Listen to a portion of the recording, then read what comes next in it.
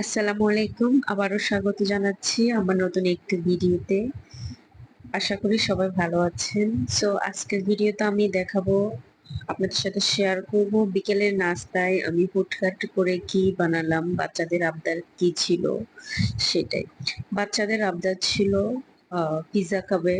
So আমার কাছে সবকিছু ইনগ্রেডিয়েন্টস বাসায় ছিল না, বাট আমি ফ্রিজ খুলেই দেখতে পেলাম পাউরুটি ছিল। ফুলকলির পাউরুটি ছিল, যেটা চট্টগ্রামের খুব নামকরা একটা বেকারি মিষ্টির। সো ফুলকলির পাউরুটি দিয়ে বাচ্চাদেরকে পিজ্জা বানিয়ে দিলাম। মুরগির মাংস ফ্রিজে ফ্রিজ করা ছিল, আমি এক পিস বের করে সেটাকে রেডি করলাম পিজ্জা বানাবো বলে। সাথে ছিল, আমি ক্যারট কেটে নিলাম, আর ছিল ক্যাপসিকাম একটা, যেটা আমাদের ছাদের ছিল। আমি তাড়াতাড়ি করে গিয়ে ছাদে থেকে একটা গ্রিন পেপার নিয়ে আসলাম। এরপর এগুলো দিয়ে বাচ্চাদেরকে আমি পিজাটা রেডি করলাম, যেটা আপনাদের সাথে শেয়ার করলাম। আপনারাও বাচ্চাদের আবদার পূরণ করতে গিয়ে ঠিক এভাবে খুব সহজে খুব তাড়াতাড়ি করে পিজা রেডি করে দিতে পারেন এবং খেতেও অনেক মজা হয়।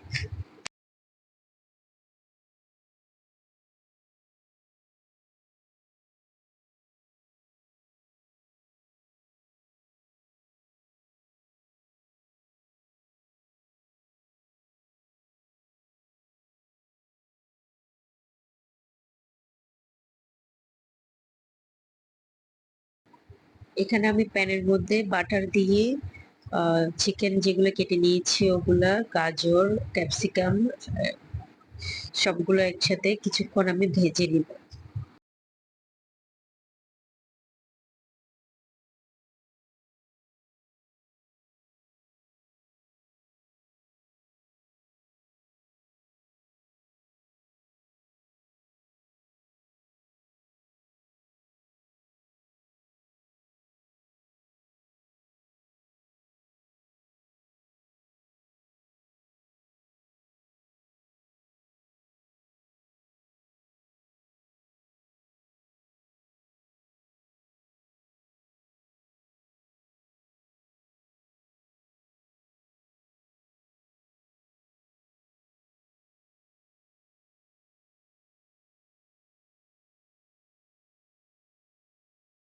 যেহেতু পাউরুটি পিসগুলো একটু বড় ছিল, যার জন্য আমি এরকম ট্রায়াঙ্গেল শেপ দিয়ে কেটে নিলাম।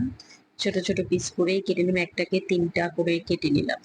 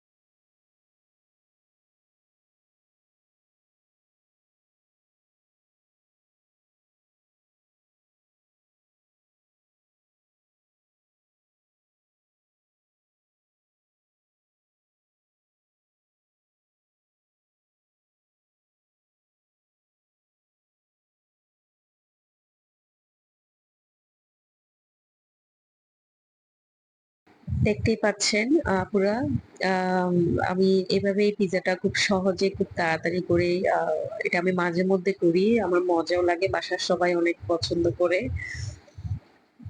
এই আমার বাসায় যেহেতু ব্রেড রেডি করার জন্য, পিজা রুটিটা রেডি করার জন্য সবকিছু ইনগ্রেডিয়েন্টস একদম ইনস্ট্যান্ট আমার কাছে ছিল না। যেগুলো ছিল ইনস্ট্যান্ট আমি সেগুলো দিয়েই পাউরুটি দিয়ে পিজাটা রেডি করে দিলাম।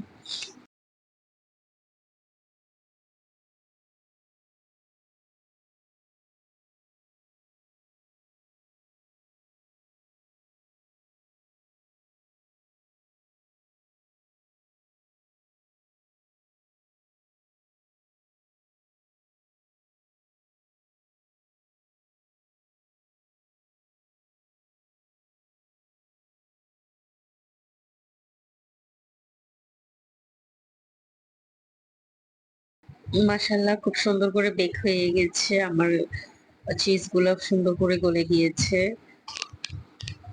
আমার পিজ্জা রেডি। সাথে আমি আনারস কেটে নিলাম। আর ছিল আমার হাসব্যান্ড আমি পেঁয়াজু খেতে ইচ্ছে করছিল। যার কারণে আসার সময় অফিস থেকে আসার সময় পেঁয়াজু আর কিছু ডালপুরি নিয়ে এসেছিল। এই ছিল আমাদের আজকের বিকেলের নাস্তার সামান্য আইটেম।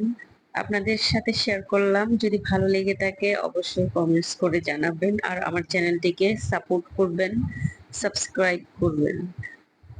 সবশেষে চা তো থাকবেই। চা ছাড়া তো আসলে হয় না। এটা আমাদের একটা অভ্যাস, নেশা হয়ে গিয়েছে। বিকেলবেলা চা থাকতেই হবে। সো সবাই ভালো থাকবেন। আল্লাহ হাফেজ।